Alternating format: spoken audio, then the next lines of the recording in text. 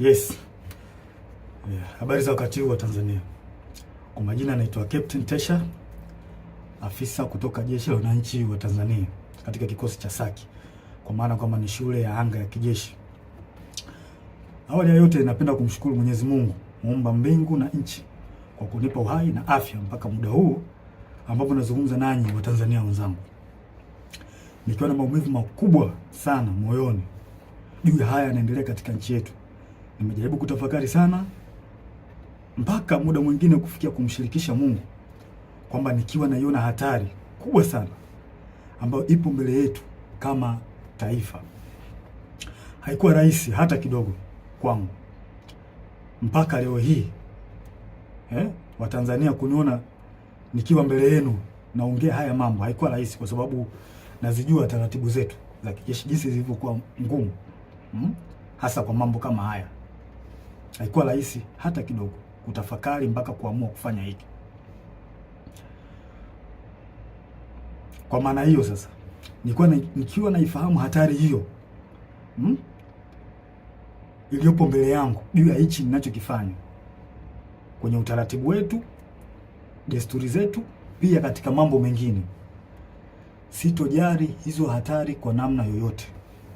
Sitomwogopa mtu yoyote, ila heshima kwa wakuu wangu itabaki pale pale. Hivyo basi nimeweza kuandika barua kwenda kwa wakuu wangu wa kazi, kwa maana kwamba CDF na wengine, kuwaeleza kwamba siridhishwi kabisa kwa yanayoendelea nchini na naiona hatari kubwa sana katika taifa letu. Hivyo basi ni vema kama jeshi kuchukua hatua haraka sana kabla hatujachelewa, kwa kuwa imani pekee iliyobaki kwa Watanzania ni jeshi lao. Japo muda mwingine wanasiasa wanajaribu kuliingiza jeshi letu kwenye mambo ya siasa, kulitumia ili uweze kufanikisha mambo yao, lakini tumebaki kuwa imara na bado tunaendelea kuaminika na Watanzania. Hivyo basi, kwa kuona hilo na kuona hali ambayo ipo kwa sasa, sehemu pekee na imani pekee ya Watanzania ni kwenye jeshi lao. Hivyo nashauri jeshi letu liweze kuchukua nchi haraka sana na kuweza kuweka mambo sawa kuliko kuendelea kulazimisha kwenda mbele, hasa katika hili swala la uchaguzi. Baada ya kufanya hivyo, liweze kuwasikiliza wananchi kwenye taarifa, kwa maana kwamba taarifa mbalimbali kutoka kwa wananchi ziweze kuwasikiliza na maoni yao. Wanasiasa wazalendo waweze kusikilizwa, nao wenye uchungu na taifa hili wapo, wanajulikana. Mfano, kuna huyu mzee wetu mzuri kabisa, huyu Warioba, mzee mzuri sana huyu, na sijui kwa nini wanampuuza. Kuna huyu Humphrey Polepole, kuna mzee Butiku, kuna majaji wazuri, mfano huyu Jaji Robert Makaramba na wengine wengi. Pia viongozi wa dini, makundi ya haki za binadamu, viongozi wa staff wazalendo, kwa sababu kuna viongozi wa staff wengine sio wazalendo, wanaharakati wazalendo wanaoisaidia taifa kwa kuibua mambo mbalimbali, mfano mambo ya ufisadi, matumizi mabaya na madaraka, na kuibua mambo mengine ambayo yanaisaidia jamii kwa namna moja au nyingine kuweza kutatua kero mbalimbali za kijamii. Kama sasa tukipuuzia hili basi tusije kuepuka lawama pindi mambo yatapokuwa mabaya. Yaani tusije kuepuka lawama kabisa kama tukipuuzia kufanya hivyo. Sasa nilikuwa naomba, kabla tujaendelea mbele zaidi, nilikuwa naomba kuna jambo moja tujaribu kuliangalia hapa. I think inaweza kutupa mwanga mzuri kwa mambo mengine ambayo nitakayoelezea hapo mbele. Kuna kitu kimoja kinaitwa deep state. Deep state. Nitaenda direct. Deep state ni kundi la watu wenye ushawishi mkubwa ndani ya serikali au taasisi za dola, ambazo wanafanya maamuzi za kushinikiza sera kwa siri bila kushirikisha au kutegemea ridhaa ya umma au viongozi walio madarakani kihalali. Mara nyingi kundi hili linaaminika kuwa linaendelea kushika madaraka hata serikali inavyobadili kupitia uchaguzi wa kidemokrasia. In short, ni serikali ndani ya serikali, au kwa jina lingine unaweza kuita remote controller. Ni serikali ambayo inafanya kazi nyuma ya pazia, na mara nyingi wanatumia ushawishi wa taasisi kama zifuatazo: jeshi, idara ya usalama, polisi, mahakama, wakurugenzi, ma-CEO wa mabenki na taasisi za fedha, viongozi wakubwa wa kibiashara na matajiri wakubwa, media, mfano TV, redio na magazeti, wasanii na watu mashuhuri, na muda mwingine wanaweza kutumika bila hata wao wenyewe kujijua kama wanatumika na hao deep state. Sifa kuu za deep state hapa nitazielezea, zipo 4. Ya kwanza, hufanya kazi kwa siri au covert operation, na wanafanya kazi hivyo ili wasiweze kugundulika, kwa sababu wakigundulika inaweza kidogo ikawapa shida. Namba 2, hawajibiki moja kwa moja kwa wananchi. Mara nyingi wanawatumia wanasiasa ambao wako upande wao. Kuna wanasiasa ambao wapo upande wa deep state, kwa hao ndio wanatumika moja kwa moja kufanya mambo yao serikalini. Hutumia taarifa za siri, propaganda au vitisho kudhibiti hali.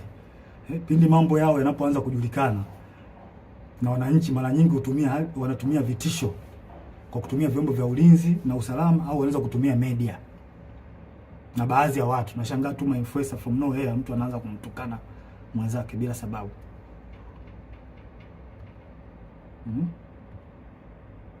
Na wanaweza kumpinga au kumuondoa kiongozi aliyechaguliwa kama hawakubaliani naye.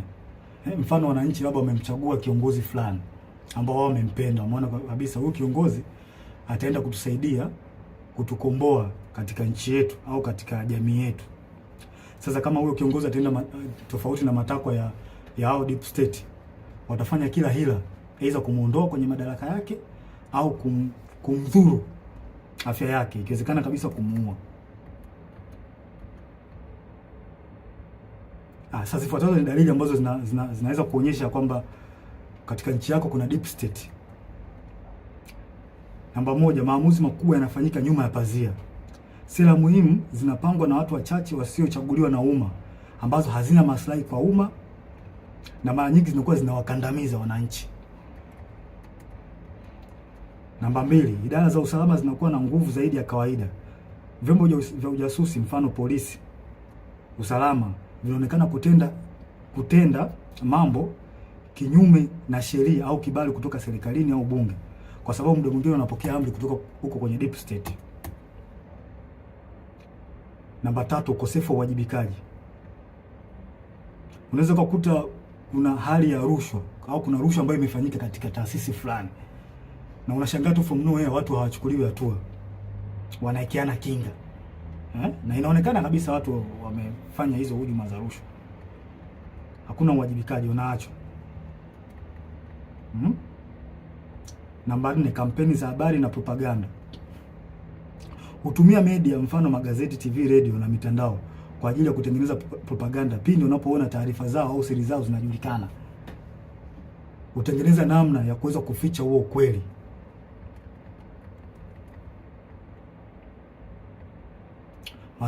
Namba 5, maslahi ya kiuchumi na kiusalama.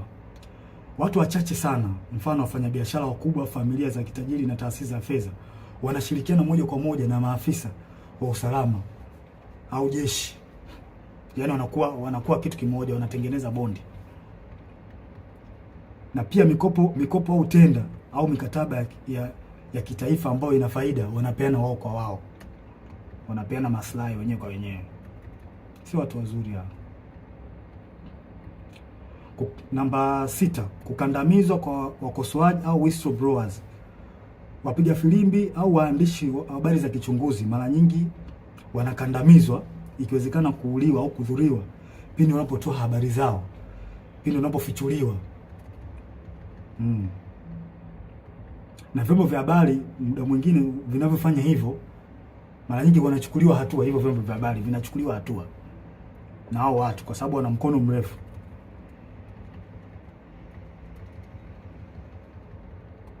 Si watu wazuri hao.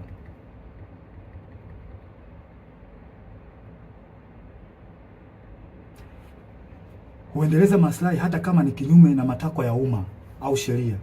wananchi hata mkipiga kelele vipi kuhusu hali mbaya au matatizo ya nchi, wao hawajali. Yaani wanafanya mambo kwa maslahi yao, hawajali wananchi hawa watu.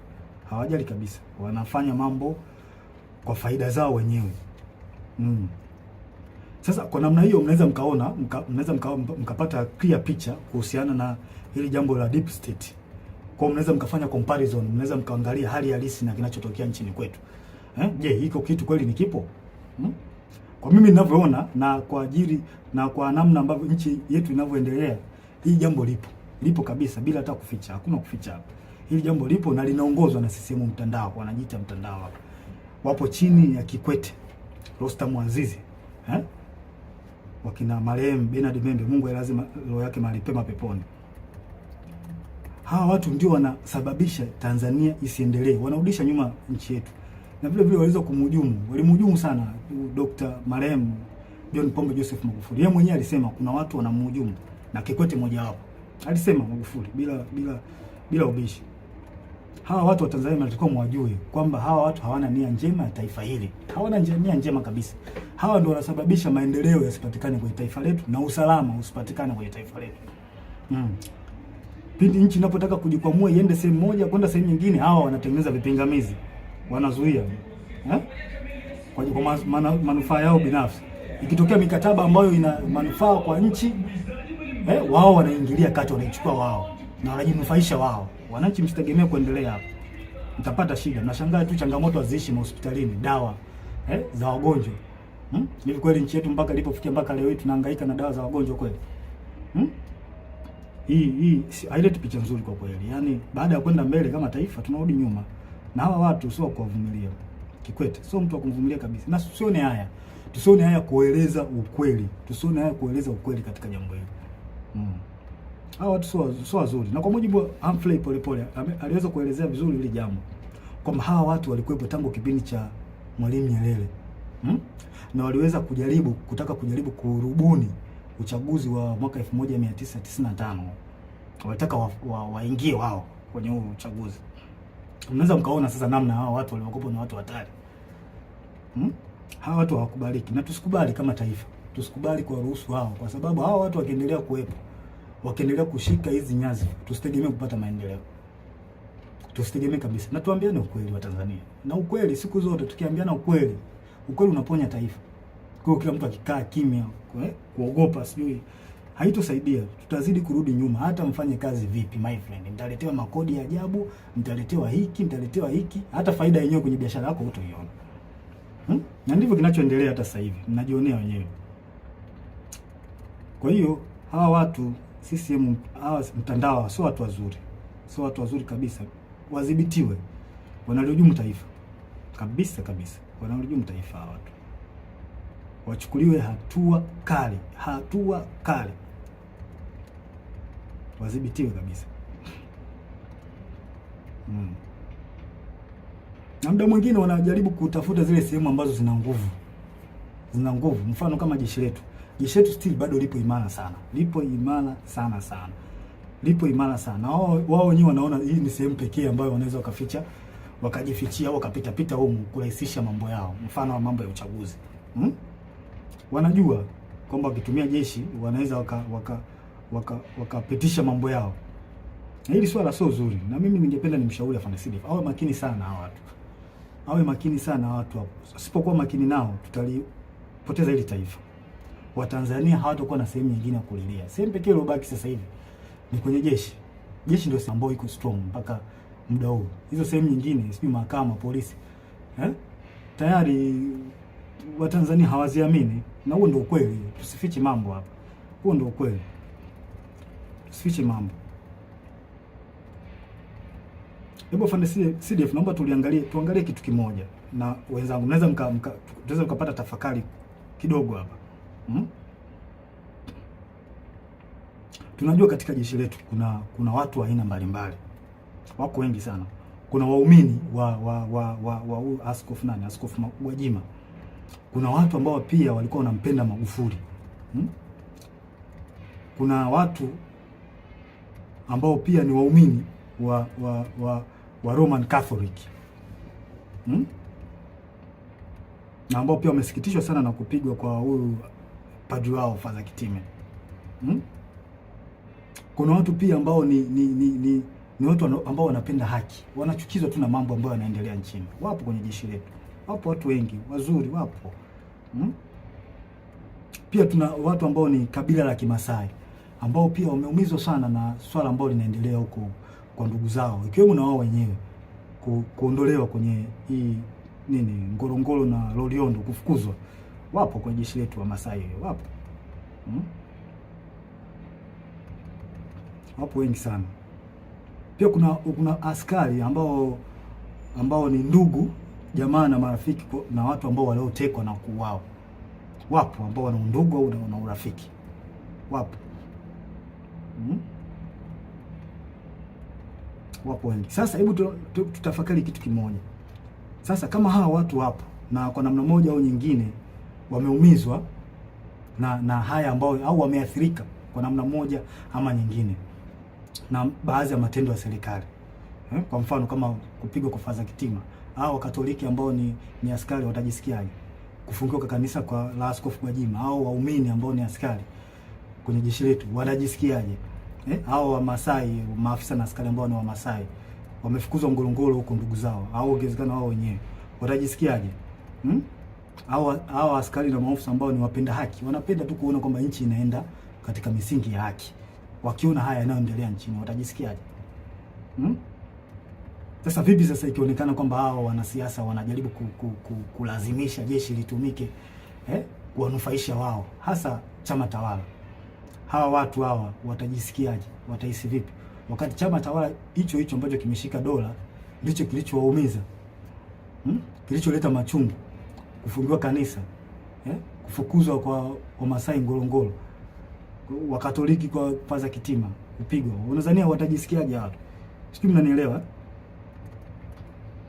Kwa hiyo tujiepushe sana Afande Sidif, na kuomba mkuu wangu, tujiepushe sana kukubali au kukubaliana na hawa wanasiasa kujaribu kuweka mambo yao ya kisiasa, kututumia sisi kupitisha mambo yao ya kisiasa, kutengeneza fia kwa Watanzania. Tusiruhusu watu wafanye hivyo. Tutaligawa jeshi. Hao wanajeshi hao waliofanyiwa haya yote nilioeleza, wana maumivu, tunajua wana maumivu makubwa kiasi gani.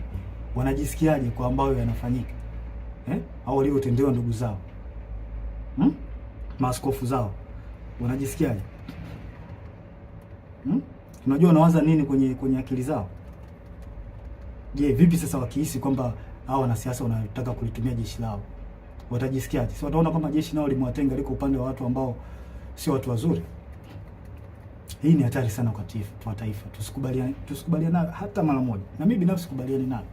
Sikubali jeshi kuhusishwa na mambo ya siasa, kwa sababu ni hatari kwa taifa. Tuambiane ukweli, yaani ukweli utatusaidia sana. Na haya mambo hata alishasema baba wa taifa Mzee Warioba, alishakataza sana, tusirihusishe jeshi kwenye mambo ya siasa. Tutaharibu nchi, tutaleta mgawanyo mkubwa sana. Kuna maaskari na maofisa ambao wanapendezwa sana na the way huyu mwenyekiti wa Chadema Tundu Lissu anavyofanya hizo siasa zake, wanapendezwa nao. Huwezi kumlazimisha mtu, hivyo kitu kipo moyoni mwake. Sasa vipi sasa wakiona kwamba jeshi linahusishwa na wanasiasa wanalitumia kwenye mambo ya watu watawala ambao wamemzuru au wanaendelea kumshikilia vibaya huyo wao Tundu Lissu, watajisikiaje? Tunatengeneza bomu ambalo linaweza kuja kutulipukia baadaye tukashindwa kulidhibiti. Tujiepushe sana na haya mambo, sio mambo mazuri kabisa, yanahatarisha taifa letu kwa kweli. Tusiweze kuyavumilia kabisa, tuwe wawazi kuyaongea. Sasa huu ni ushauri wangu kwanza, tusidanganye kwamba wananchi hawajui kinachoendelea. Hilo swali inabidi tulitoe kabisa akilini mwetu kwamba wananchi hawajui wananchi wanajua vizuri kinachoendelea. Tusijidanganye kwa hili. Kwanza nashauri kitu cha kwanza, jeshi lichukue nchi na kufanya mambo yafuatayo.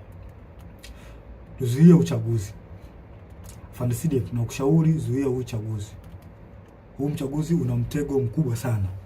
Umekiuka sheria, katiba ya nchi. na sisi pekee upande wetu ndio tunaweza kuzuia. Neki hawawezi, kwa sababu nao wanatufaika katika hili. Kwa mkuu wangu na kushauri usiingie kwenye mtego wa kuruhusu huu uchaguzi kufanyika, na kama tukiruhusu tutakuwa tumekosea sana Watanzania. Huu uchaguzi una makashfa mengi, kashfa za rushwa, ubabaishaji kwenye kila sehemu, ubabaishaji. Sheria zinavunjwa. Hivi tujiulize, unaingiaje kwenye uchaguzi taifa likiwa limegawanyika? Hivi hatuoni haya mambo, hatuoni au tumeziba masikio yetu kwamba taifa limegawanyika? Mkuu, tusiruhusu taifa limegawanyika. Hili swala halina kificho, linaelezeka na linaonekana. Viongozi wa dini wameshauri, mzee Warioba, mzee Butiku wameshauri sana juu ya haya mambo. Lakini watawala wameendelea kuwa na viburi, hawataki kuwasikiliza. Japo hawa wanashauri vitu vya msingi, hawataki kuwasikiliza. Maana yake nini? Kipi kinafichwa mpaka kulazimisha uchaguzi? Kipi kipo Ikulu ambacho kinalazimisha uchaguzi kufanyika? Mnaficha makosa yenu, hamtaki makosa yenu watu wengine wakichukua nchi makosa yenu yasijulikane. Kwa hili hamtoki. Hivi tunaingiaje kwenye uchaguzi ukiwa na kashfa kubwa nzito, wizi wa kula?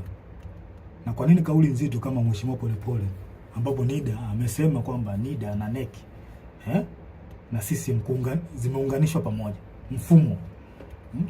Hii kauli haiwezi kupuuziwa. Hatuwezi kuacha ipite hivi hivi hata kidogo. Uchaguzi usimamishwe ili swala lichunguzwe. Na pia inanipa mashaka na nashangaa tangu hii kauli itolewe, sijui kama kuna hatua zozote zilizochukuliwa mpaka sasa hivi. Sijui. Na hii inanipa mashaka. Na juzi kati hapa nilikuwa kijijini, kwa kwenye kijiji fulani.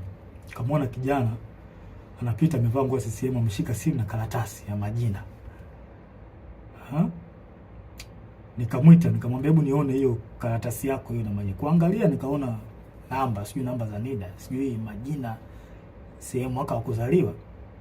Nikamchunguza, nikaangalia na kwenye smartphone yake nikaona mfumo kwamba anaweka jina pale. Anachagua sijui amezaliwa mwaka gani, anaweka. Kile kitu kilinipa mashaka sana. Kimenipa mashaka. Na imani hata baadhi ya Watanzania mtakuwa mmeliona hili. Hivi vitu mtakuwa mmekiona. Sasa mimi nimejishuhudia kwa macho yangu. Sasa hii sio, haileti picha nzuri na ni hatari katika taifa. Hatuwezi kupuuzia. Hatuwezi kuacha mambo yaende hivi hivi. Haiwezekani.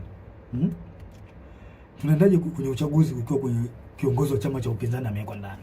Tena kwa hila. Sasa kama tumekubali demokrasi, kwa nini tusikubali kuishi nayo? Na uzuri wake ni ipo kwenye katiba.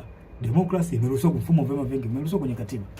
Kwa nini tunakataa au hatutaki au tunatengeneza mazingira kutokubaliana nayo, kwenda nayo? Mtweni huyo mtu. Hao wenye chama chao wanataka wamtoke, huyo mtu atolewe au haki itendeke. Tusifanye mambo kioleo. Tunalipoteza hili taifa. Tukiendelea kukaa kimya hili taifa litapotea. Na mimi sipo tayari kwa hilo. Sipo tayari kabisa. Sasa tunaendaje kwenye uchaguzi tukiwa na malalamiko ya tume huru ya uchaguzi? Na hiki ndio kiburi ambacho CCM wanapata. Kwa sababu wanaona wanaweza kuimiliki hii tume huru. Mzee Warioba alishauri, mimi sio wa kwanza. Mzee Warioba alishauri watu mbalimbali wa haki za binadamu na wazalendo kweli hawa watu walishauri walishauri kwamba hii tume huru ya uchaguzi jaribu kurekebisha baadhi ya mambo. Wao hawataki, wanalazimisha tu mambo kwenda hivi hivi. Kwa nini wanalazimisha? Wanaficha nini? Kwa nini wanalazimisha? Kama chama tawala kinajiamini kimefanya maendeleo, iwape hawa tume huru ya uchaguzi. Wananchi si wanaona kwamba chama hiki kimefanya maendeleo. Watakipa tu kula. Watakipa kula kuliko kuhangaisha haki za watu hapa. Tunamkosea Mungu. Tunamkosea Mungu, na hii ni hatari katika taifa. Haiwezi kuvumilika hata kidogo. Haya, tunaingiaje kwenye uchaguzi kwa kuna tuhuma za rushwa ndani ya chama, iko chama tawala CCM na nje? Kwa nini tunakuwa na upuuzwaji wa kufuatilia mambo ya rushwa ambazo zinaweza kuhujumu uchaguzi na kupata kiongozi ambaye hastahili? Kwa nini? Hawa watu nini? Hawa wanaita watu wa kupambana na rushwa, PPCB. Mnafanya kazi gani? Kwa nini hamchunguzi? Kuna viongozi kuna tuhuma za viongozi wa watu walitoka Chadema kwenda sijui chama gani, chama cha nini cha umma. Kuna tuhuma hapo kwamba hawa watu, kuna tuhuma za rushwa, walienda huko ili kwenda kuhalalisha uchaguzi. Vipi, mmezichunguza hizo tuhuma au mnaacha mambo yaende? Mkiacha mambo yaende, mnaharibu taifa. Nawaambia, mnaharibu taifa. Hili taifa mnaliharibu mkiacha mambo, msipotimiza majukumu yenu. Mnaliharibu taifa, na hili alikubaliki. Na sijui mnalipeleka wapi hili taifa. Hili swala lichunguzwe. Hizi tuhuma haziwezi kaachwa vipite hivi hivi tu, alafu mnalazimisha uchaguzi ufanyike. Hakuna uchaguzi hapa mpaka hizi tuhuma zichunguzwe, ujulikane ukweli. Yaani from nowhere Chauma, watu ambao walikuwa wana nini? Wanalisha ubwabwa. Eti ghafla ndio kimekuwa chama kikuu cha upinzani. Hiyo ikubaliki na ingia kilini. Hakuna uchaguzi wa namna hiyo. Mungu hajabariki hilo. Na Mungu kama angekuwa amebariki hivi vitu vingeenda tu vizuri. Sasa mnaenda kumpata kiongozi ambaye hata Mungu mwenyewe hajakubaliana naye. Hii ni hatari kwa taifa kubariki hata kidogo.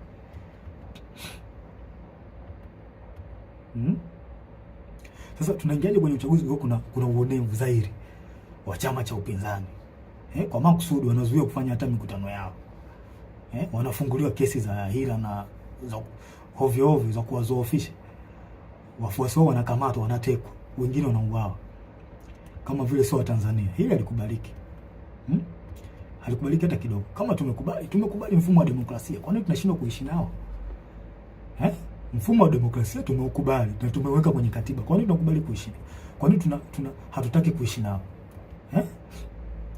Kama hatutaki demokrasia hii, demokrasia mfumo wa vyama vingi, basi tuiondoe, kuliko kufanya tu mambo kiolela, mnaua watu, mnawapiga, mnawazoofisha. Sio vizuri, leti picha nzuri. Hawa ni Watanzania wenzetu. Haitaki hili swala, mimi sikubaliani nayo. Hiki kitu kipo ndani ya katiba. Mfumo wa vyama vingi upo ndani ya katiba. Sasa kwa nini mnawazoofisha hawa vyama hivi vya upinzani? Kwa nini mnawazoofisha? Wengine mnawafungulia makesi.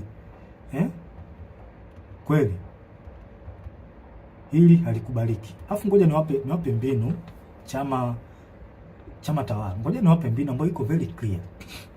If you really want to destroy or defeat the opposition party, the only thing is to derive development that will direct impact the life of citizen. Hii ndo the only way ya kuweza kudestroy chama cha upinzani. Pelekeni maendeleo kwa Watanzania. Pelekeni maji, pelekeni maendeleo yale ambayo ni tangible, ambayo direct itawafikia Watanzania, wananchi wenyewe. Hapo ndo njia sahihi ya kuweza kuua vyama vya upinzani. Na sio kama hivi mnavyofanya, mnawaua, mnawapiga. Haileti picha nzuri. Sio jambo zuri. Hao wote ni Watanzania. Sio jambo zuri kabisa, likubaliki. Namkosea Mungu bure. Haya, mtaingiaje kwenye uchaguzi? Hata chama chenyewe iko chama tawala. Uteuzi wao wa kiongozi wao hauna uhalali. Watu wamelalamika, wameenda mpaka mahakamani. Wengine mpaka leo wanalalamika kwenye vyombo vya habari na mitandao ya kijamii kwamba kiongozi wao hajateuliwa kwa mujibu wa katiba yao. Tunaendaje kwenye uchaguzi kwa staili kama hiyo? Nafasi za ubunge zimekuwa za rushwa. Ndugu jamaa na marafiki ndio wanapewa hizo nafasi. Sasa mtaenda kutengeneza serikali ya aina gani? Wale watu waliochaguliwa na Watanzania wenyewe na wananchi waliopitishwa kwenye kura za maoni, ambao wananchi wanawaamini kwamba ni watu wazuri na watendaji kazi wazuri, mmewakata, mmeka watu wetu. Sasa nashangaa mtaenda kutengeneza serikali ya aina gani huko mnapotaka kwenda? Hii ni hatari kwa taifa na haikubaliki. Haikubaliki hata kidogo.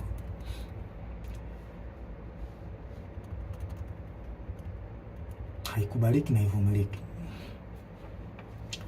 Sasa mkuu wangu afande CDF, kwa unyenyekevu mkubwa na heshima kubwa sana ambayo naiweka kwa mkuu wangu, kwa sasa wewe ndio mtu pekee ulioshika imani kwa wananchi na upo kwenye mtego mkubwa sana. Tengeneza faraja imani kwa wananchi. Hili swala sio la Chadema, hili swala ni la taifa, umoja na mshikamano na upendo wa taifa letu. Ili tuweze kuendeleza hayo, na kushauri mkuu wangu, zuia uchaguzi. Uchaguzi hauna kibali hata kutoka kwa Mungu. Mkuu wangu Afande Sidifu, zuia uchaguzi. Kibali kutoka kwa wananchi tayari unacho, na imani wananchi watakuwa na imani wananchi wanataka, kwa hali tu inavyoonekana kwenye mitandao.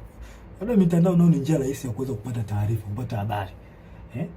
Wananchi wanalalamika uchaguzi uzuiwe. Kwa hiyo Afande Sidifu, na kushauri mkuu wangu kwa upendo kabisa na unyenyekevu wa hali ya juu sana,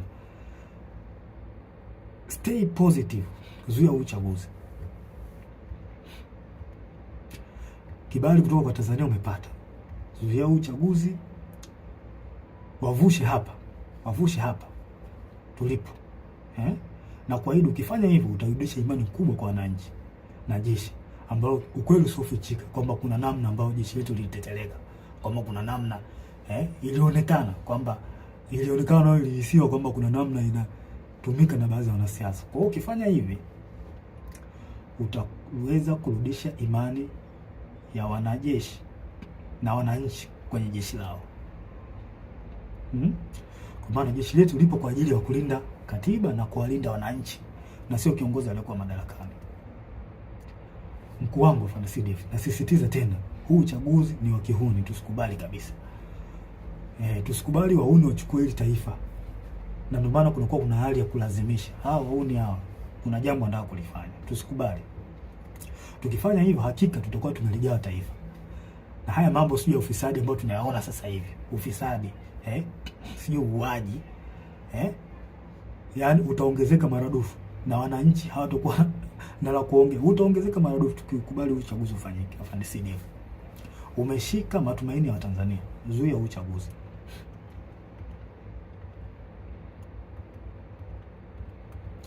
Na haya mambo, hata hii kashfa hii ya kuuliwa kwa Magufuli, Tanzania hawa si ndio watumia wenyewe kwanza, si ndio hawa wanatumia sasa. Just imagine kwamba wamechukua hili taifa, wamechukua. Nani atachunguza kifo cha Magufuli kama wao wenyewe ndio wanahusika? Nani atarekebisha mikataba ya bandari, mikataba mbalimbali ikiwemo mkataba wa bandari, ikiwa wao ndio wamepitisha mikataba migodi, makaa ya mawe? Nani ataifuatilia wakati wao ndio wahusika wakuu? Inatia mashaka sana. Nani atafuatilia ukiukwaji wa haki za binadamu? Nani atafuatilia ukiukwaji wa utumiaji vibaya wa ofisi za umma, ikiwemo wao ndio wanahusika, ikiwa kwamba wao ndio wanahusika? Nani atafuatilia? Mkuu wangu Afande Sidifu, tusipochukua hatua za kuzuia huu uchaguzi, basi tunaenda kupoteza hili taifa na kuwasaliti wa Tanzania. Tusipofanya hivyo, tunaenda kuwasaliti wa Tanzania. Tujiulize, kwa nini wanalazimisha na kutumia nguvu kubwa katika huu uchaguzi? Kwa nini wanalazimisha hawa watu? Kuna nini wanaficha ambacho hawataki Watanzania wakijue hapo Ikulu? Kuna nini hiki hawa watu wanaficha mpaka walazimishe? Yaani mambo yanaenda tofauti na katiba, wao wanalazimisha tu, tofauti na sheria za uchaguzi wanalazimisha. Kuna nini? Wanatumia marushwa, wanatumia nguvu kubwa sana mpaka kuua watu. Kuna nini wanaficha? Mkuu, kila siku wananchi wanalia kwa haya yanayoendelea nchini. Wanalia sana huko mitandaoni, ukipita unaona. Hawana tena mahali pa kukimbilia kupata msaada. Maana kama mahakama yenyewe hawana imani nayo.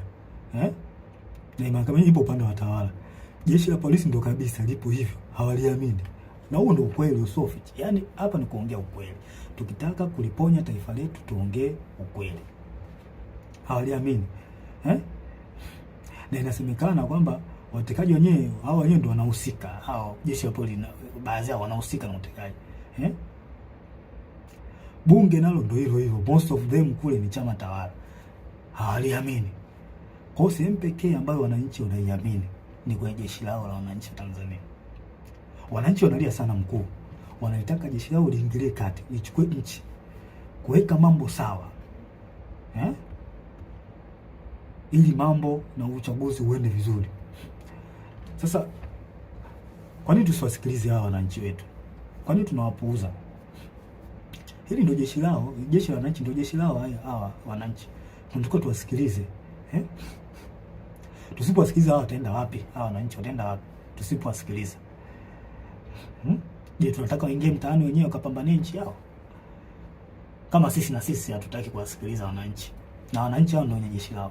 Kwa hiyo tunataka maana yake ni kwamba tunawataka hao wananchi waingie mtaani wenyewe wakajikomboe, wakachukue nchi yao. Kwa hiyo tunataka hivyo. Mkuu, tusipowasaidia tutakuwa tumefanya usaliti mkubwa sana kwao. Na mimi daima, mimi Captain Tesha nitakuwa upande wa wananchi. Hili naliongea bila kificho, bila kuogopa mtu yoyote. Nitakuwa upande wa wananchi. Watanzania tambueni, kama jeshi lisipoingilia kati, basi jueni wanajeshi wengi wapo upande wenu. Tambueni hilo. Wanajeshi wengi hawakubaliani na kinachoendelea nchini. Wapo upande wenu.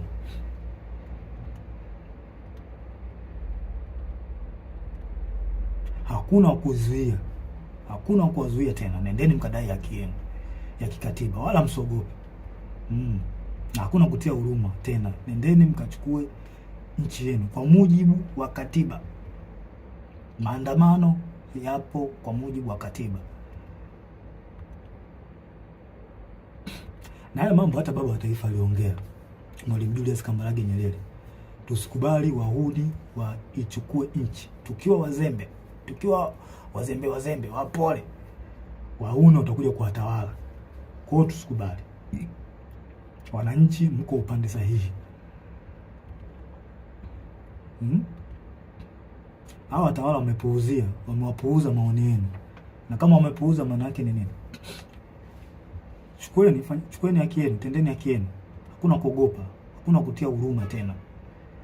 Sasa na ole wake polisi au mtu yoyote hawazuia Tanzania kudai haki yao ya kikatiba.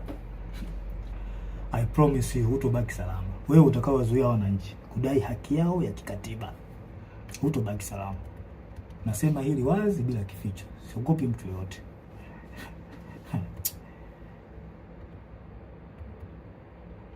Ngoja niwaambie tu ukweli.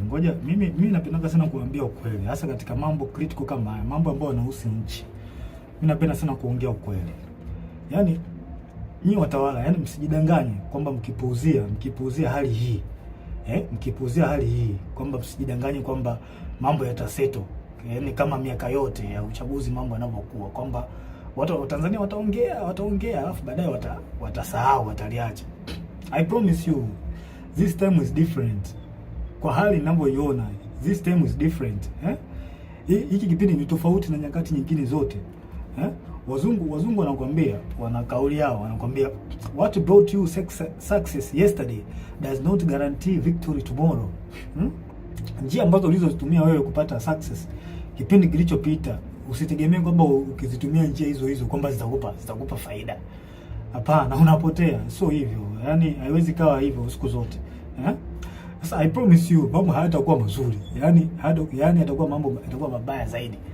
Life will never be this. Wazungu wanasema life will never be as usual kama mkilazimisha hili. Jinsi mnaona hata wenyewe mnaona kwamba hali ni tofauti. Kama mkilazimisha hili, life will never be as usual in Tanzania. Sure I'm telling you. Yes. Afande Sidef, mimi nakuombea kwa Mungu wa mbinguni katika jina la Yesu Kristo akupe hekima na ufunuo kuyaona haya na kulinusuru taifa. Kwa sababu mimi naamini kwa sasa wewe ndio mtu pekee unaoaminika na Watanzania. Ambao unaweza kuwavusha Watanzania.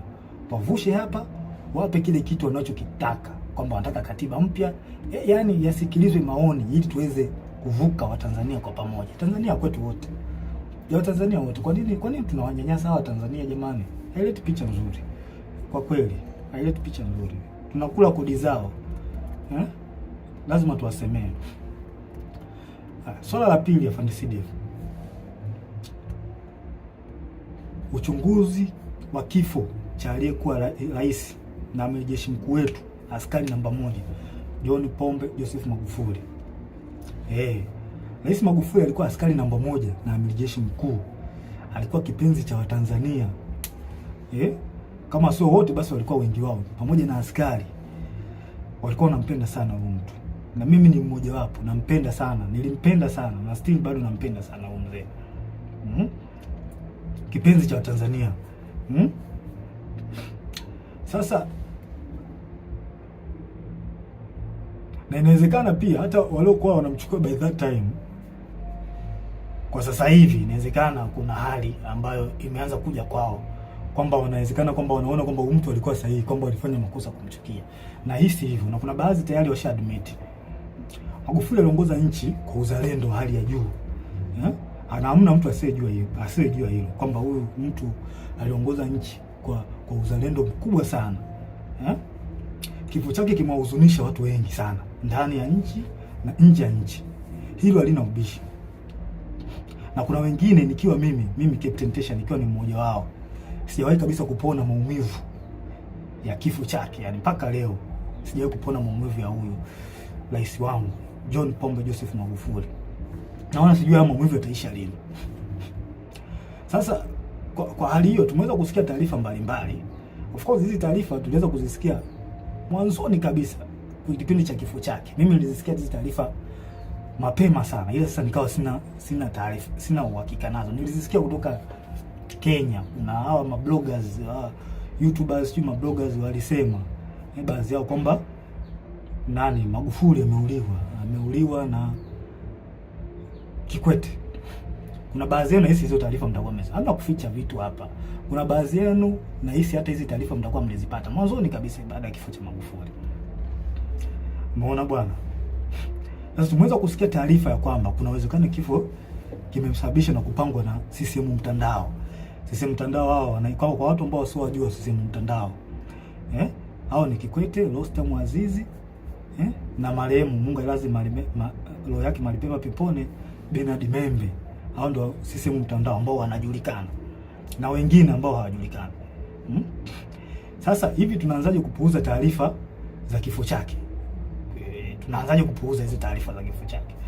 Pamoja na kwamba zilitolewa kwenye vyanzo vingi, lakini mtu kama Humphrey Polepole sio mtu wa kumpuuza hata kidogo.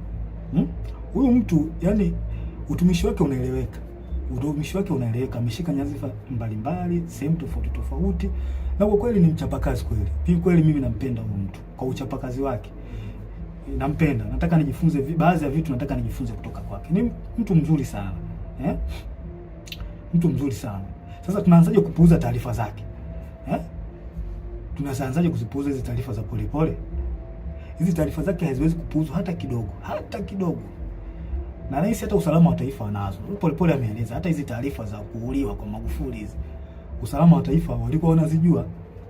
Na hata CCM wenyewe baadhi yao walikuwa wanajua. Na hili sala inanisikitisha sana mimi binafsi. Linanisikitisha sana. Na nahisi hata wazalendo wengine inawasikitisha kwamba tangu taarifa hizi zimetolewa hakuna hatua yoyote iliyofanyika. Na huyu mheshimiwa Polepole ameeleza vizuri sana kwa ushahidi situation nzima izoe ilivyokuwa, ameeleza vizuri tu kwamba amiri jeshi mkuu kuna uwezekano ameuawa na wanamtandao. Sasa najiuliza, hivi utaratibu wa kupuuza taarifa muhimu kama hizi kwenye taifa letu umeanzia lini? Umeanzia lini kupuuza taarifa ya kifo cha mheshimiwa wetu Magufuli? Umeanzia lini kupuuza taarifa zinatolewa na mtu kama Polepole? Mnapuuza. Kwa nini mnapuuza? Kwa nini mjafanya uchunguzi mpaka sasa hivi? Hili swala linasikitisha sana na linatia mashaka, na sijui tunaelekea wapi kama taifa. Hivi ni kweli tupo serious kama taifa? Hivi kweli tuna mapenzi mema na taifa letu, au tunaigiza uzalendo? Kuna watu wengine wanaigiza uzalendo, yani wao wanaigiza, hawana ule uzalendo kutoka moyoni. Wapo kwa ajili ya maslahi. Hii tabia kuchukulia poa mambo muhimu katika taifa letu limeanza lini? Hili alikubaliki. Watanzania wanataka kifo cha mpendwa wao kichunguzwe, tena ikipendeza jeshi lenyewe lichunguze kifo chake haraka sana bila kuogopa mtu yoyote, na haki itendeke. Hatuwezi kukubali tu mambo yaende hivi hivi tu, yani kwamba mambo kwamba okay taarifa ishatolewa kwa tunaacha mambo yaende hivi hivi. Hilo alikubaliki. Na isema hii dhahiri kwa moyo, hilo alikubaliki. Kifo cha Magufuli kichunguzwe. Hatuwezi kukaliacha hili swali linapita hivi hivi. Hilo swala haliwezekana, haliwezekane. Lazima tuchunguze. Tena nashauri kwa dhati. Tena nashauri kwa dhati kabisa moyo wangu na ukweli mtupu, nashauri mtandao wote wakamatwe, waweke ndani haraka bila kumwogopa mtu yoyote, kwa sababu hakuna aliyejua hiyo sheria. Hakuna mtu, mtandao wote waliotajwa na Humphrey Polepole, kwa sababu hata usalama wa taifa hizi taarifa wanazo. Hao nani, watu wa CCM wa taarifa wanazo juu ya kifo cha Magufuli, kwamba taarifa zilitoka awali kabisa, hata kabla Magufuli mwenyewe kuondoka. Hawa watu wakamatwe, hawa CCM mtandao wakamatwe haraka sana, yani haraka iwezekanavyo, wakamatwe, waweke ndani. Kikwete na wenzake wote wawekwe ndani, wasije wakakimbia nchi hawa, yani wawaiwe haraka sana, yani nashauri haraka sana. Afande CDF, nakuomba, hii ni muhimu sana, naomba ingilia kati, haki itendeke katika hili. Kifo cha Magufuli kichunguzwe. Sasa ningependa nigusie kitu kimoja.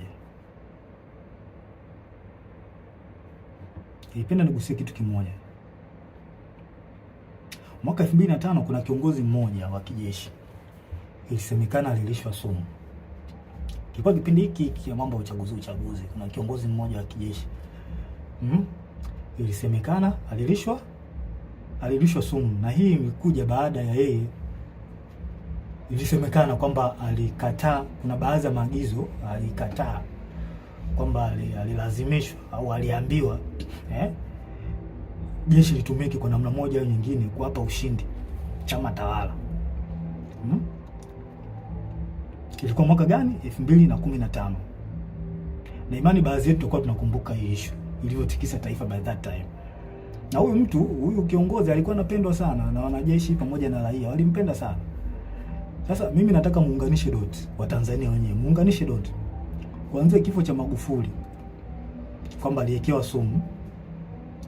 Huyu mzee Mangula huyu na ndio wa CCM, mnaweza mkachunguza. Na watu wote waliokuwa wapo tofauti kimsimamo au kimawazo na Kikwete wapo wapi mpaka kipindi hiki? Na pia ikiwezekana muweze kuunganisha doti mpaka kipindi cha Nyerere, zeni mtapata majibu, alafu mjiulize huyu mtu ndio mnataka mumrudishe madarakani.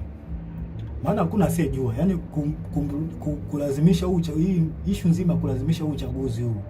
Kikwete anahusika kwa 100%, hawezi kuepuka hiki. Na hatuwezi kukaa kimya, lazima tuongee ukweli. Unajua ukweli ndio unaponya taifa. Anahusika, kwa hiyo yeye anataka ajifichie huko kwamba okay, tukishaingia madarakani hapa kuna baadhi ya uchafu wake utafunikwa. Hii haikubaliki na haiwezekani. Haiwezekani. Samia yupo kwa ajili, Rais Samia yupo kwa ajili ya kunanili, yupo tu, ila watu ambao wapo nyuma yake ni hao kina Kikwete. Huyu mtu adhibitiwe, akamatwe yeye na mtandao wake haraka sana, kujibu hizi tuhuma za kifo cha Magufuli. Yaani akamatwe haraka sana. Tuwezi kuacha tu mambo hivi. Tukiacha mambo ende hivi tutaharibu taifa. Na mimi siwezi kukubali nikiwa hai kwamba nione taifa langu linaharibikiwa. Sipo tayari kwa hiyo.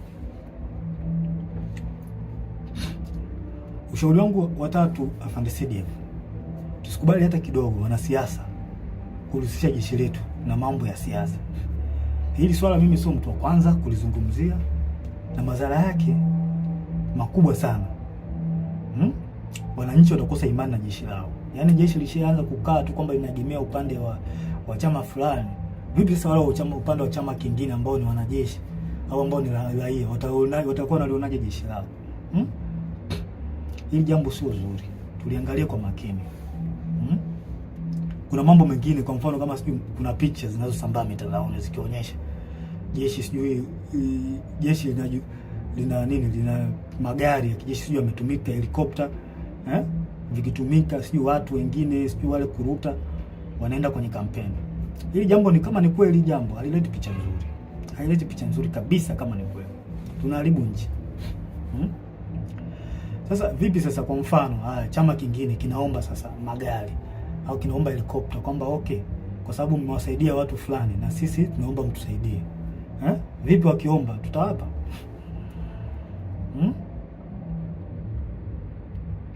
tumefika hapa. Okay, je, what next kama tukikataa? Na wao wanaujua ukweli. Haya mambo ndio maana Mwalimu Nyerere na pamoja na Warioba waliyakataa siasa, wanasiasa kulitumia jeshi. Sio kitu kizuri, linagawa, litakuja kugawa taifa vibaya sana. Mimi sikubaliani nao. Sababu madhara yake ni makubwa sana. Tutavunja ule umoja. Tutavunja umoja. Hao wanajeshi hao watakuwa wako hivi, hao watakuwa hivi. Hata imani kwa Tanzania itapungua. Na pia adui anaweza kutumia njia hizo za nyewe kugombana au nyewe kutofautiana. Adui anaweza kutumia njia hizo kutuhujumu. Inatokea sana. Haya mambo tusione haya kuyaongea. Tuyaongee kwa ukweli na kwa moyo mmoja, kwa sababu tukikaa kimya haya mambo yataendelea tu. Hawa watu watahisi kwamba hawa Tanzania hawajui au hawaelewi nini kinachoendelea. Kumbe wanaharibu nchi, alafu na nyinyi mnaamua kukaa kimya. Watu wema wakikaa kimya, mabaya yanaendelea kutapakaa, yanaendelea kuenea. Kuna watu wanaujua ukweli, alafu wanakaa kimya. Sasa unapofanya hivyo, yani unaruhusu yale mabaya kutembea, na mwisho wa siku itakuja kufikia na wewe. Kwa hiyo the best option, wewe unajiona wewe mtu mwema, kwamba unaona hiki kitu hawa watu watende haki, ongea. Hata kama huwezi kuchukua action kubwa, wewe ongea. Utasaidia kupunguza yale mabaya. Haya. Ushauri wangu wa 4 kwako CDF. Inahusiana na swala zima la rasilimali za nchi. Tumesikia kuona taarifa mbalimbali kupitia kwenye vyombo rasmi vya habari na watu mbalimbali ambao wanaaminika, ambao hatuwezi kutilia shaka taarifa zao kwamba rasilimali zetu za taifa zinahujumiwa. Hizi taarifa na imani, hizi taarifa nyingi na imani unazo. Sasa mkuu, haya mambo sio ya kuwapuuzia hata kidogo. Swala mkataba wa bandari ambao ndio usalama wa taifa. Bandari ndio usalama wa taifa. Swala migodi. Migodi mbalimbali ya makaa ya mawe, dhahabu. Swala Ngorongoro. Naomba na nashauri mkuu wangu liangalie na lifanyie kazi. Watu wa Ngorongoro wapewe haki yao. Tukumbuke haki haipotei. Haki ya watu haipotei. Tutaichelewesha tu, lakini haipotei. Maumivu leo nayo watu wa Ngorongoro hayaleti afya kwa taifa hata kidogo, zaidi ya kuleta laana. Kama tuwatendei haki hawa watu, tunaleta laana kwenye taifa. Mtaka muelewe hivyo. Msipowatendea haki watu, taifa litapata laana, pamoja na wewe kiongozi ambaye unasimamia. Sio umeshindwa kutenda haki. Hawa watu wa Ngorongoro wana maumivu makubwa sana. Sana. Pia nashauri jeshi lako lipitie mikataba ya tangu Magufuli alipofariki. Nasemekana kuna mikataba mingi imepitishwa hapa ambayo haina manufaa kwa taifa. Mingi. Sasa mimi I'm just think kwamba hii hali kwamba okay, tukiacha iendelee hivi, tukiruhusu uchaguzi upite hivi ambao ni wa magumashi. Hivi mikataba nani ataipitia? Nani ataipitia hii mikataba jamani? Ndiko tu uchungu na taifa letu. Hawa watu hawa ambao wako madarakani wanaonekana hawana uchungu kabisa. Na hilo swala halina ubishi. Tuongee ukweli. Hili swala halina ubishi kabisa. Nani ataichunguza sasa hiyo mikataba? Kwa hiyo afande CDF na shauri mikataba yote tangu Magufuli alipofariki mpaka sasa ichunguzwe. Kwa sababu haya mambo tunayoyasikia kwa watu ambao tunawaamini na mitandaoni sio ya kupuuzia, kwa sababu mitandao ni chanzo pia cha kupata taarifa. Kwa hiyo issue iliyobaki ni kuyafanyia kazi. Kwa hizo taarifa za mitandaoni sio za kupuuzia hata kidogo.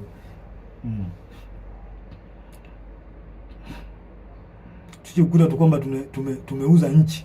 Maana tukianza kupuuzia mambo ya mikataba, naweza nikuta kwamba tumeuza nchi bila kujijua. Na kuanza kuhangaika sijui na kodi za bodaboda, sijui kodi za mawinga. Kama mawinga nao mtu amemaliza zake chuo, ameamua ajishikize tu kuwa winga, eti naye anatakiwa alipe kodi. Huu ndo mwanzo wa kuonyesha kwamba rasilimali zetu zimeuzwa. Mnashindwa kusimamia rasilimali vizuri, mnaanza kuhangaika na watoto. Bodaboda mlimbisha kodi ya nini? Winga. Mtu yuko Kariakoo kule anajitafuta, mnataka mumlipishe kodi. Sijui kodi za kufanya biashara mtandaoni, sijui ukiposti nini, sijui mambo ya kodi. Kweli ndo tumefikia huko. Haikubaliki. Afande CDF, naomba uione hii hatari. Hii halikubaliki. Kodi za mtandaoni. Yaani mtu anafanya biashara yake, anaposti vitu vyake, nataka muende kumdai kodi. Does not make sense. Hii haina maana kabisa. Hii sio ishara nzuri kwa taifa. Yaani badala ya kuendelea mbele, kurahisisha maisha ya wananchi, sisi tunarudi nyuma na kuzidisha ugumu wa wananchi. Yaani serikali inataka ifanye maendeleo kwa ajili ya kurahisisha maisha ya wananchi. Yaani wananchi wapate unafuu, wajisikie fahari kuishi katika nchi yao. Sasa sisi ndio tunazidi kuwekea ugumu. Haya makodi ambayo hayana ajabu, haya yanatoka wapi? Hii inaonyesha tumeshindwa kusimamia rasilimali zetu. Kwa hiyo Afande CDF tunashauri rasilimali zichunguzwe. Mimi binafsi sipo tayari kuyavumilia haya hata kidogo. Sipo naongea hii kwa moyo wa dhati. Siogopi kitu chochote. Yaani siogopi kitu chochote. Issue kama ya kifo, kufa ndio kitu ambacho siogopi kabisa. Kwa sababu mpaka nimeamua kuwa mwanajeshi, swala la kifo nilikuwa nalijua. Kwa hiyo siogopi. Sipo tayari kuyavumilia haya hata kidogo. Baba wa Taifa alisema tukiwa wahoga kuyazungumza na kuchukua hatua kwa mambo haya, ipo siku taifa litatawaliwa na wahuni. Hii ni kauli aliyoongea Baba wa Taifa. Mnaweza mkaiangalia kwenye speech zake. Na Baba wa Taifa ndio mtu ambaye tunamchukulia kama ni mtu ambaye anatuongoza. Zile speech zake zinatuongoza taifa kuelekea katika sehemu ambayo ni nzuri kimaendeleo. Sasa kama Baba wa Taifa ameliongea hili, mimi sio mtu wa kwanza. Mimi naishi katika nanili zake, speech zake. Na hiyo dalili, hiyo kauli aliyoongea Baba wa Taifa kwamba tukiwa hawa wahuni wakiachwa, tukiacha mambo bila kuyaongea, mambo mabaya bila kuongea, ipo siku taifa litatumiwa na wahuni. Hiyo dalili ni tayari kama imeshaanza kuonekana. Watanzania watakuwa washahidi. Kwa hiyo yanayoendelea, hii dalili imejidhihirisha. Na ni kweli tunatawaliwa na wahuni. Hilo swala hakuna haya kuliongea. Tunatawaliwa na wahuni, hawana uzalendo na taifa letu. Mimi sikubali kutawaliwa na wahuni. Sasa mkuu wangu Afande CDF, na kushauri tuchukue nchi na kuyazuia haya haraka sana. Tuchukue na kuyazuia haya, kwa maana kama tukiruhusu, basi tutajua tutakuwa tumewakosea Watanzania na nchi itakuwa mikononi mwa wahuni. Haya tunayoona sasa hivi na hisi yataongezeka mara nyingi sana. Na yote anaongozwa na Kikwete. Huyu mtu mimi sijui kama ana hofu ya Mungu. Sielewi. Sasa naomba tutafakari mambo fulani. Niwarudishe nyuma kidogo. Kuna jambo moja wa Tanzania huwa tuna tabia ya kusahau. Hasa situation iliyokuwa miaka ya nyuma, hasa kuanzia mwaka 2005 mpaka 2015. Kipindi cha utawala wa Kikwete. Ngoja tukumbushane nchi jinsi ilivyochezewa na Kikwete kwa kashfa za matumizi mabaya ya madaraka, ambaye sasa huyu Kikwete yuko karibu na Samia. Kwa hiyo mtatafakari wenyewe. Haya. Moja, kuna kashfa ya malipo ya nje EPA kuanzia mwaka 2005 kwa makadirio tu hapo, ambao mtakuwa na taarifa sahihi. I think mnaweza mkaweka mambo sawa.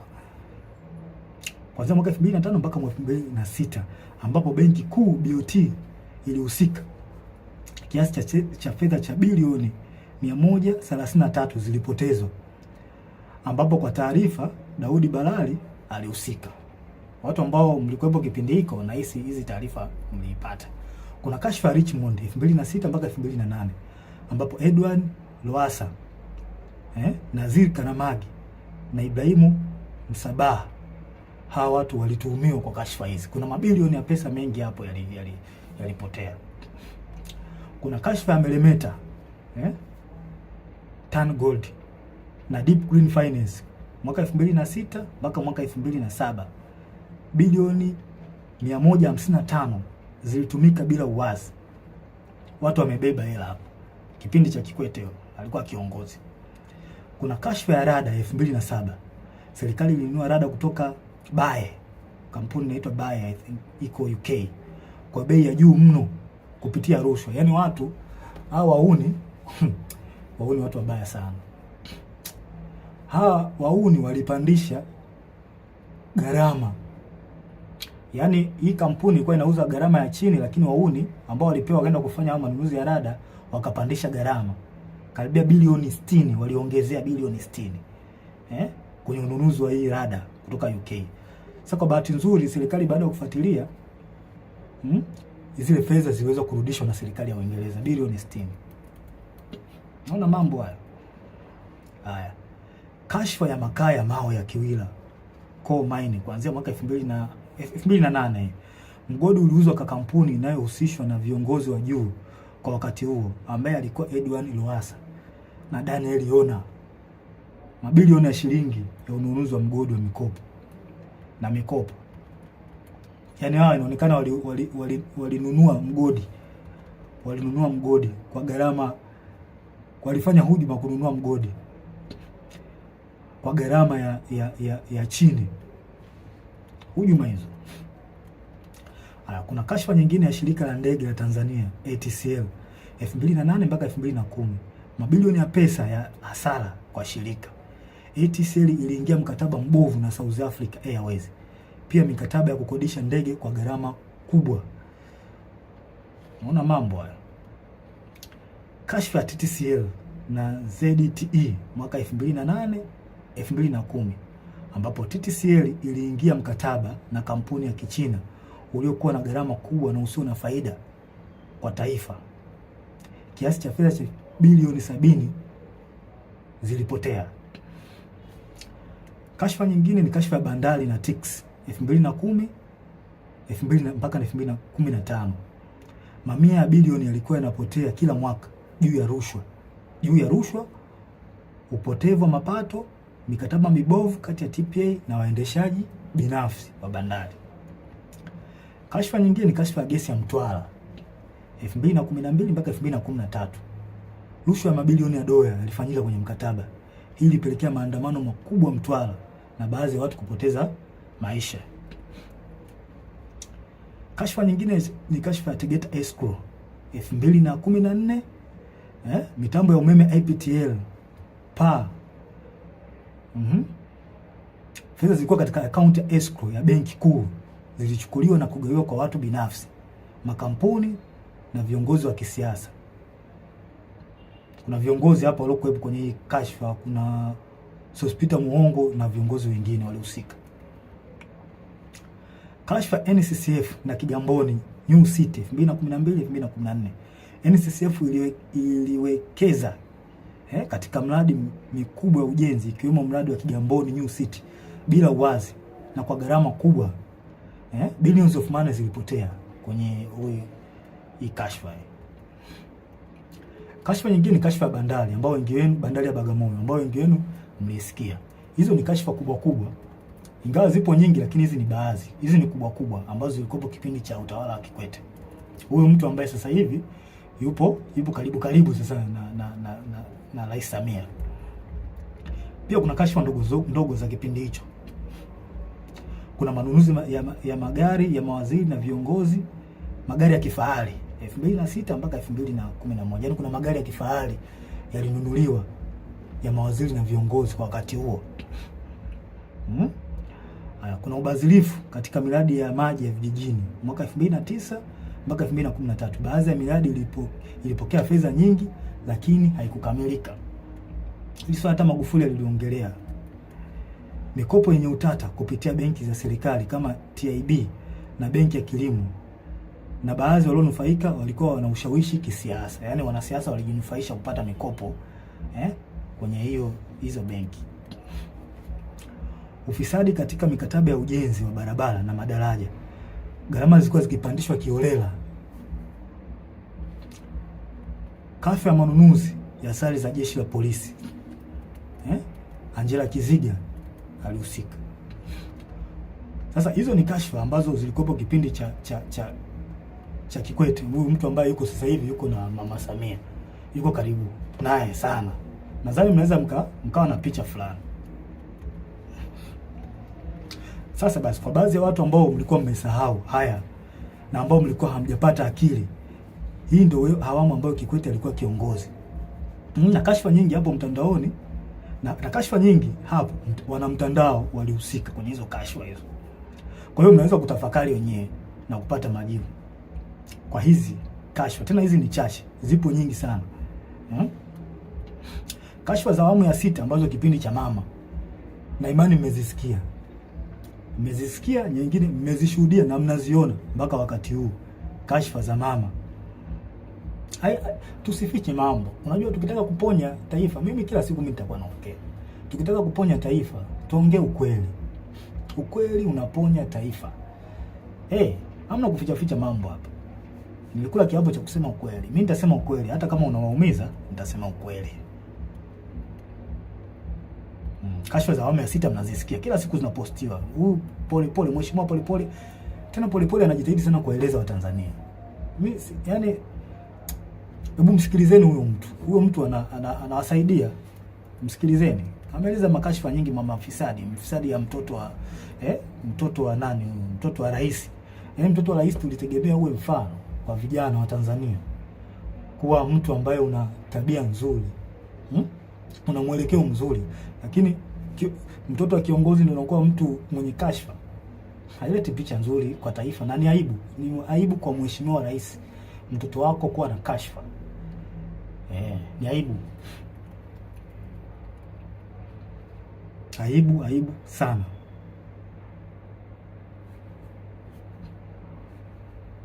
Hizo kashfa za awamu ya 6 mnazijua na zimeelezwa na Polepole na wanaharakati wazalendo. Kuna wanaharakati wazalendo sana wa taifa hili. Wanajaribu kuibua mambo kwa lengo la kuwafahamisha, kuwafungua macho wananchi, muelewe kwamba mjue nchi yenu inaendea wapi. Wamejitahidi sana hawa wazalendo. Wanatoa taarifa mbalimbali na taarifa hizo nyingi zina ukweli. Nyingi zina ukweli. Unaona, hata kwenye masuala ya uongozi mambo tu yanaenda ovyo ovyo. Yaani kipindi hiki mambo yanaenda ovyo ovyo. Mambo haeleweki, ni kama nchi haina kiongozi. Lazima tuongee ukweli, hamna kuficha hapa. Rushwa kila sehemu, yaani rushwa zimetapakaa. Hivi mradi mdogo kama ule wa mwendo kasi ule. Mwendo kasi kweli ndio kufikia stage hii. Watu wanapita kwa kuingia madirishani. Watu wanajaa mpaka unakaa juu. Ni kweli? Kweli tunalipeleka wapi hili taifa? Kitu kidogo kama mradi ule wa mwendo kasi tunashindwa ku-manage. Je, standard gauge hii tutaiweza hii? Na wasiwasi na tunapoelekea sio pazuri. Kweli. Na mimi nitaendelea kuongea ukweli.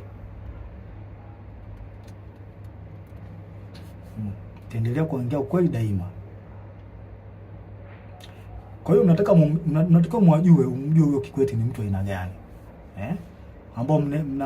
Ambao mnamtetea baadhi yenu. Nataka mumjue kipindi chake alifanya mambo gani. Hawa watu hawafai kabisa. Hawana uzalendo wala uchungu na Tanzania. Nyie ambao mpo gizani mpaka sasa hivi hamuyaoni haya. Naombea kwa Mungu mpate ufunuo tu muweze kuyaona haya.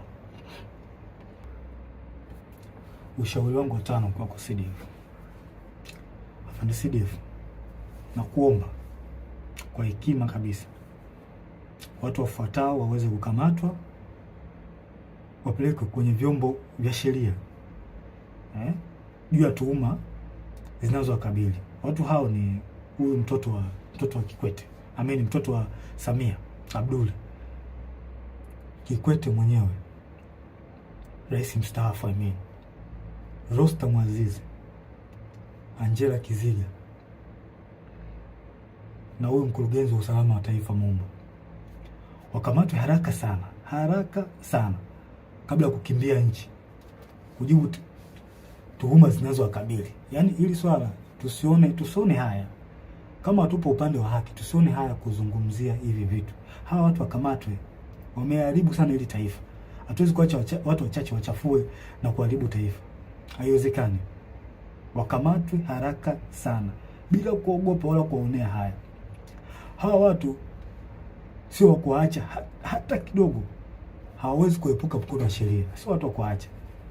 Kwa haya yanayoendelea hawawezi kuepuka mkono wa sheria, na hii inaonyesha ndio maana wanalazimisha uchaguzi ili wafiche uchafu wao. Inatabidi tulifikirie hili swala. Kwa nini hawa watu wanaficha, wanalazimisha sana uchaguzi?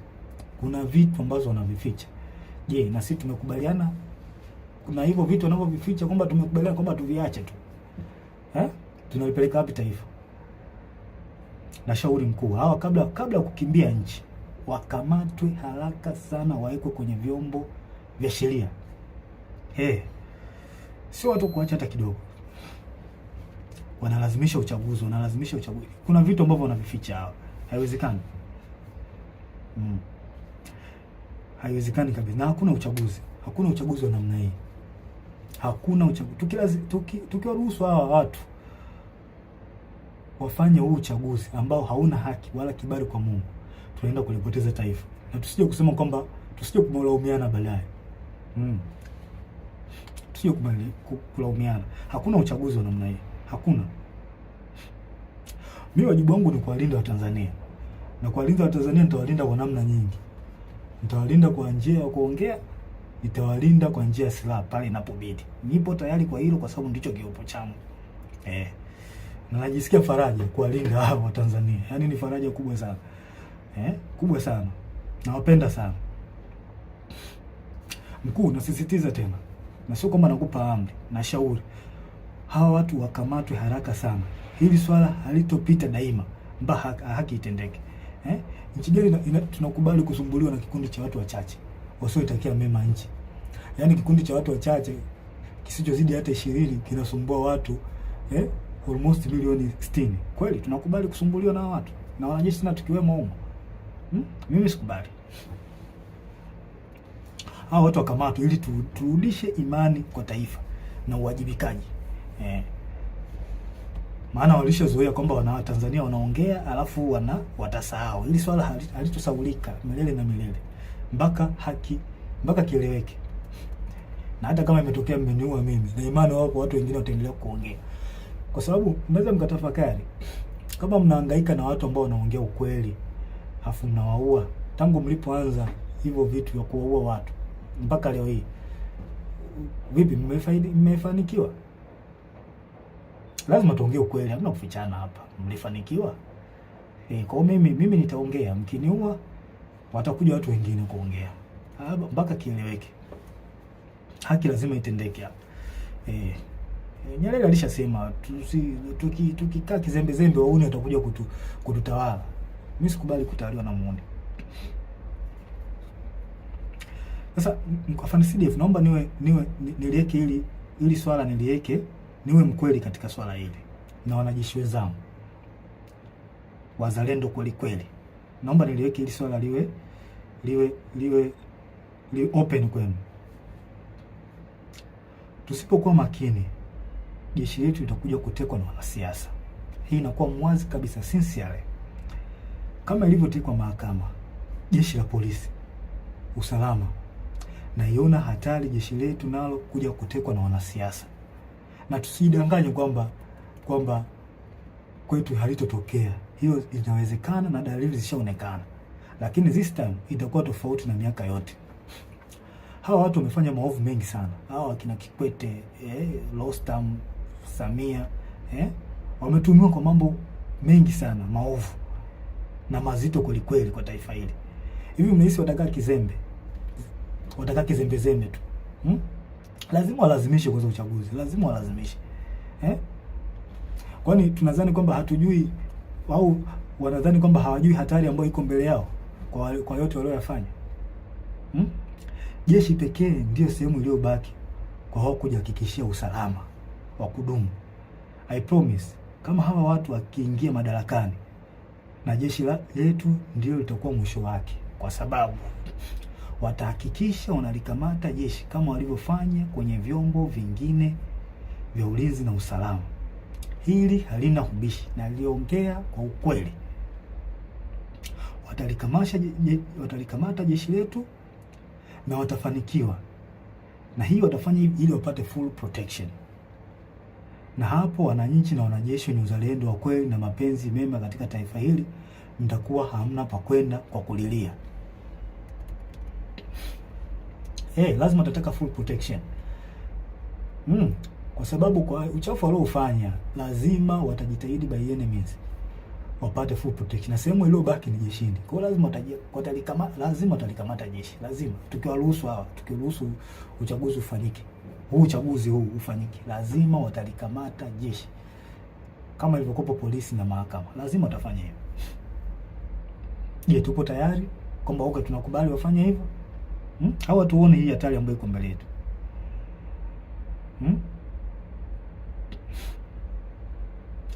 Narudia tena, jeshi pekee ndio sehemu iliyobaki wao kujihakikisha usalama wao wa kudumu. Hivyo basi watahakikisha wanalikamata effectively.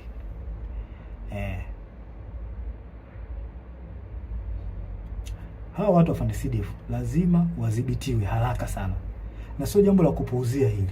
Ushauri wangu sio jambo la kupuuzia hili FARDC. Hawa watu wadhibitiwe haraka sana, sio watu wazuri hawa. Sio watu wazuri kabisa. Yaani sio watu wazuri. Sasa wanasiasa wastaafu, wanasheria wastaafu, viongozi wa jeshi wastaafu, viongozi wa dini, hivi hamuoni hii hatari ambayo iko mbele yetu? Ingawa baadhi yenu mmejitokeza kuongea, lakini wengi wenu bado mpo kimya. Au mnadhani kwamba hili swala haliwahusu? Now I promise you, hii hatari mkikaa kimya, kwa sababu nyinyi mnajiona mko salama, nyinyi viongozi wa staafu na wengine mnaona mnakaa tu kimya, mnajiona mko salama. I promise you, hii hali ikitokea, madhara yake na nyinyi mtakuja kuona baadaye. Lazima itawafikia. Lazima mtawafikia, itawafikia tu. Sasa hivi mnaona kwamba mnakaa kimya, mnaacha tu mambo yanafanyika ovyo ovyo, nyinyi mnakaa kimya. Au mnanufaika na nyinyi? Na washauri viongozi wangu wastaafu, viongozi wa dini, msikae kimya. Taifa linaenda kupotea. Tuwe kweli katika hili. Msikae kimya, taifa linaenda kupotea. Msikubali uchaguzi ufanyike. Hakuna mchaguzi wa aina hii. Wanalazimisha kwa sababu wanajua mambo yao waliyofanya, uchafu waliofanya. Na ndio maana wanalazimisha sana. Tuongee ukweli. Hakuna kuficha hapa. Kuna swali lingine ambalo mheshimiwa Polepole alizungumzia. Na mimi napenda tu nilisisitizie. Nashauri katika taasisi zote za serikali, vyombo vya ulinzi na usalama, mahakama, bunge, wizara zote, hasa wizara ya fedha, taasisi za usalama wa taifa na sehemu nyinginezo, tunzeni taarifa zote za ushahidi zinazohusu ukiukwaji wa sheria na taratibu za serikali. Kama msipofanya hivyo, time will come, and it very soon, time will come,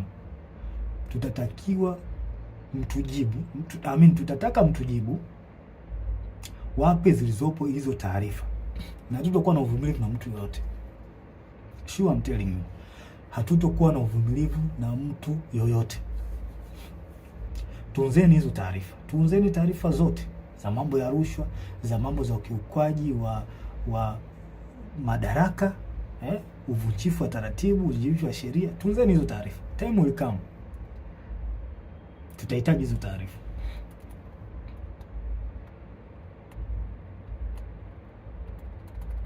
Hatuwezi kuacha mambo yanaenda hivi hivi tu kwenye taifa. Yaani sasa tutakuwa ni taifa la aina gani? Kwamba tuache tu watu wanafanya wanayoyafanya, tuache. Hili halitakuwa ni taifa. Tanzania inaheshimika sana. Sasa watu wachache tusikubali waliharibu taifa letu. Iko kitu hakiwezekani. Hakiwezekani mbinguni na duniani.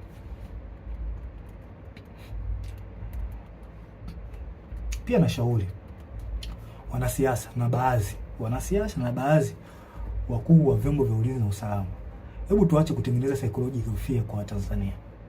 Hayo mambo yashapitwa na wakati. Tuache kutengeneza psychological fear kwa Watanzania, kutisha mara sijui kupita mitaani. Hayo mambo yashapitwa na wakati. Tuwe watu wa kisasa, tuwe watu ambao tunafikiria positively.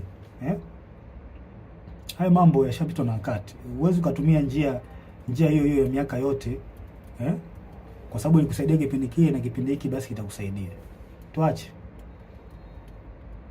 Waache Watanzania wafanye mambo yao kwa mujibu wa katiba.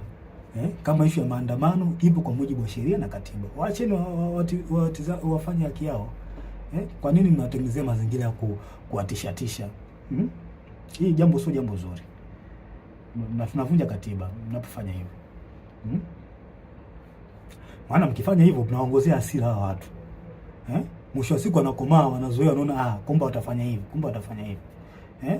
Kumbe wanapita mtaani wanananili. Hebu tubadilike, hili sio jambo zuri, halina afya. Njia pekee ya kutuliza mambo hapa, yani njia pekee, the only way to settle down all the problem ni kufanya mwafaka wa kitaifa. Hiyo ndio njia pekee ambayo itasaidia haya yote kuliko kuwatishatisha.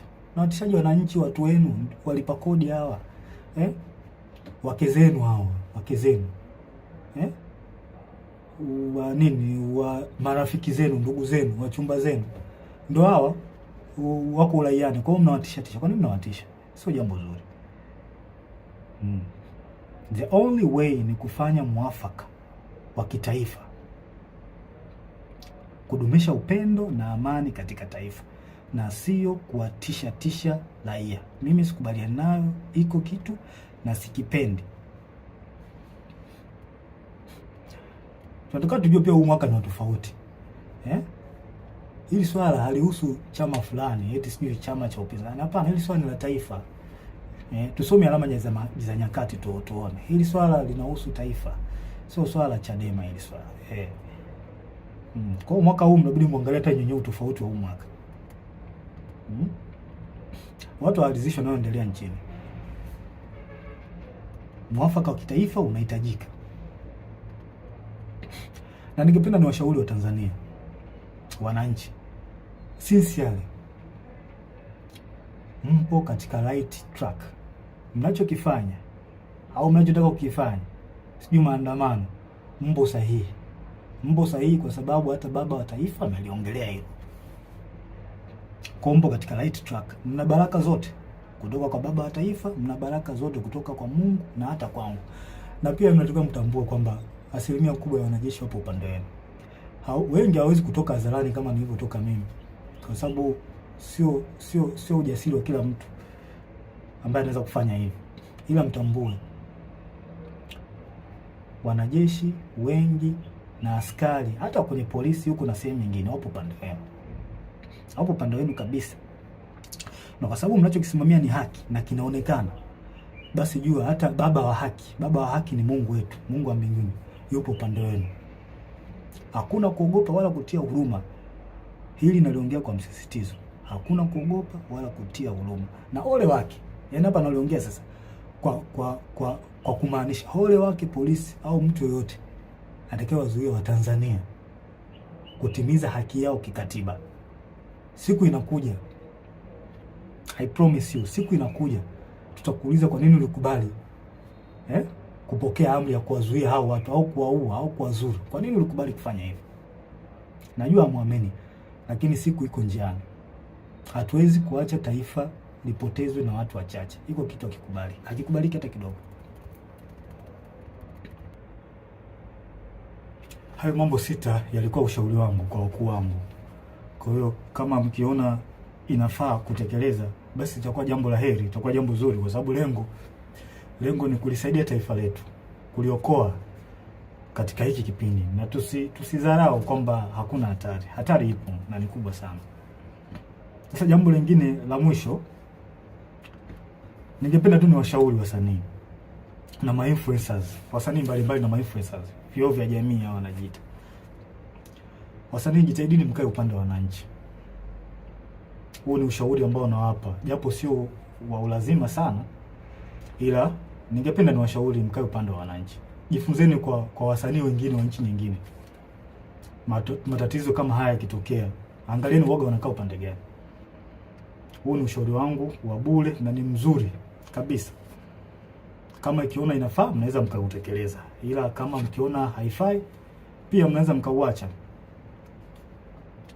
Nimemaliza, ila kabla tarehe 29 Mungu akitupa uhai nitarudi tena kabla ya tarehe 29, na kama kutakuwa hakuna mabadiliko yoyote nitarudi tena. Lengo ni kuliokoa hili taifa, tulisaidie, hatuwezi kukaa kimya. Nitarudi tena kabla ya tarehe 29. Asanteni na watakia wakati mwema. Mungu awabariki sana.